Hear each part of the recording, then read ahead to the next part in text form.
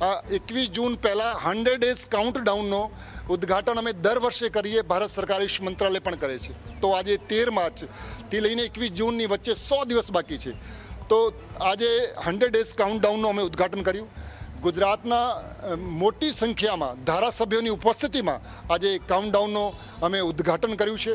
એનું મકસદ છે કે આ 100 દિવસ સુધી ગુજરાતના પ્રત્યેક ગામમાં, પ્રત્યેક સોસાયટીમાં, પ્રત્યેક વિધાનસભામાં, લોકસભામાં, શહેરોમાં, તાલુકાઓમાં યોગના અમે મોટી મોટી શિબિરો કરીશું. યોગના પ્રચાર પ્રસારના માધ્યમથી લોકોમાં જનજાગૃતિ પેદા થાય, જેથી લોક યોગ કરે, યોગી બને, નિરોગી બને, સમાજ માટે સહયોગી અને રાષ્ટ્ર માટે ઉપયોગી બને. આજથી આમ જોઈએ તો કાઉન્ટડાઉન શરૂ છે કે 21 જૂન આંતરરાષ્ટ્રીય યોગ દિવસના 100 દિવસ બાકી છે.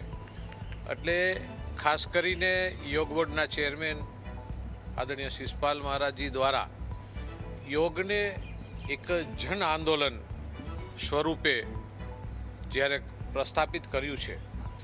આપણે ઘણી વખત એવું થાય છે, એમાં ખુદ મારી પણ વાત કરું છું, કે આપણે ગંભીરતાથી યોગને લેતા નથી. યોગ એક જીવન છે, યોગ એક સાધના છે, યોગ એક ઉપાય છે, અને એક યોગ એ ઉપયોગિતા છે. જે યોગી છે એ ઉપયોગી છે, એ શબ્દ આ દેશના પ્રધાનમંત્રી આદરણીય નરેન્દ્રભાઈનો જે સંકલ્પ છે કે સમગ્ર દેશ અને વિશ્વને રોગમુક્ત બનાવવા છે.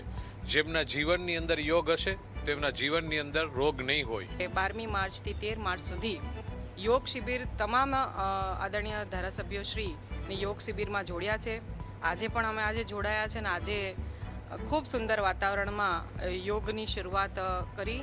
અને એક મેસેજ જે છે કે જ્યારે આંતરરાષ્ટ્રીય યોગ દિવસ ઉજવવાના છે, એના કાઉન્ટડાઉન 100 દિવસ જ્યારે બાકી છે, એના પૂર્વે યોગ દિવસ પૂરતા ના જોડાઈએ.